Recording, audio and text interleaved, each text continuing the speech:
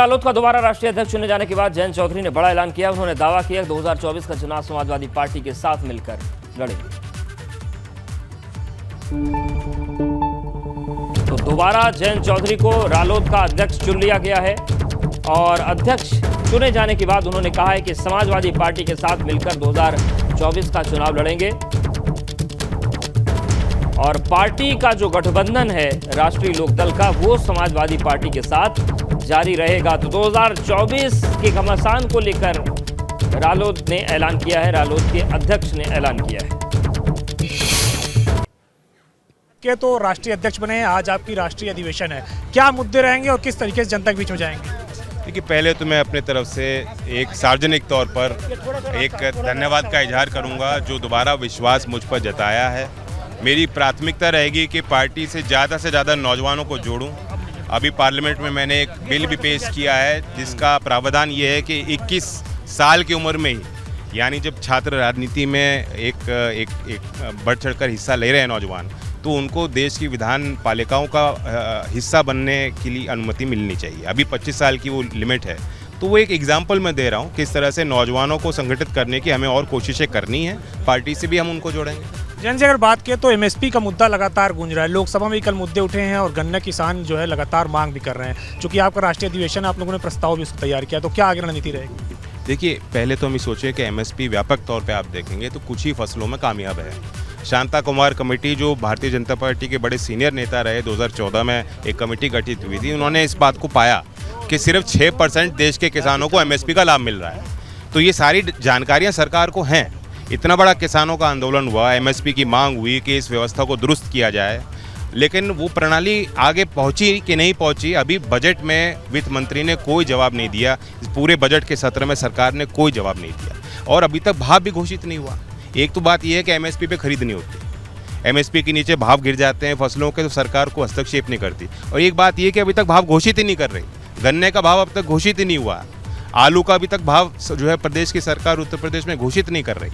चूंकि आपने समन्वय की बात की है समाजवादी पार्टी के साथ, कितनी सीटों में आपकी लड़ने की तैयारी 2024 के लिए, और बूथ स्तर में आपने मजबूत करने के लिए क्या कार्यकर्ताओं से, तो किस तरीके से बूथ मजबूत करेंगे? सारी सीटें जब होती हैं गठबंधन में तो सारी सीट साझे तौर पर लड़ी जाती हैं, सबको पुरजोर कोशिश करनी पड़ती है। तब ये अहमियत नहीं होती इस बात की कि कौन सी पार्टी कितनी सीट लड़ रही है, सब सीट सारी मिलकर हम लड़ेंगे। गृह मंत्री अमित शाह ने कहा विपक्षी पार्टियों से हमारा मुकाबला नहीं है क्योंकि जनता का विश्वास हमारे साथ है। वो तो जनता से ही मुकाबला कर रहे हैं। 13 महीने उन्होंने किसानों से मुकाबला किया, लगता है कि अब पार्टियों से मुकाबला न करके सीधा जनता से हाथों हाथ लेंगे। वो कृष्ण रावत के साथ अविनाश तिवारी, यूपी गंगा, दिल्ली।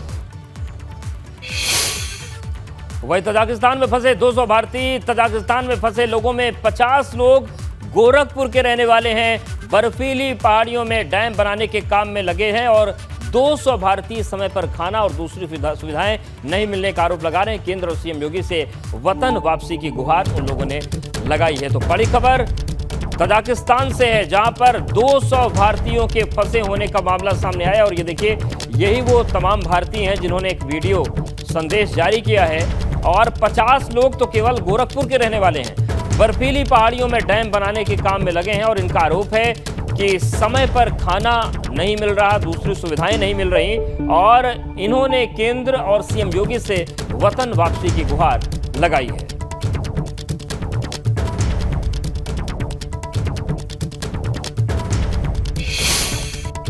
उत्तर प्रदेश सरकार माननीय श्री योगी आदित्यनाथ जी महाराज, आपसे और आपकी सरकार से, उत्तर प्रदेश से हमारी निवेदन है, केंद्र सरकार से हमारी निवेदन है।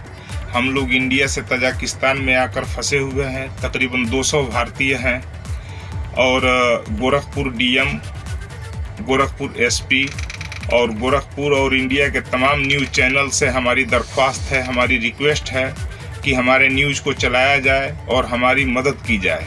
सभी न्यूज़ बंधुओं से हमारी निवेदन है कि हमारे न्यूज़ को अपने चैनल पर प्रसारित करें और हम लोगों की मदद करें। गोरखपुर प्रशासन से खास करके आग्रह है कि हम लोग गोरखपुर जो ऑफिस है न्यू ग्लोबल, हम लोग उसी के माध्यम से आए हुए हैं। फ्री का टिकट, फ्री का वीज़ा, फिर भी हम लोगों से 1,10,000 रुपया लिया है।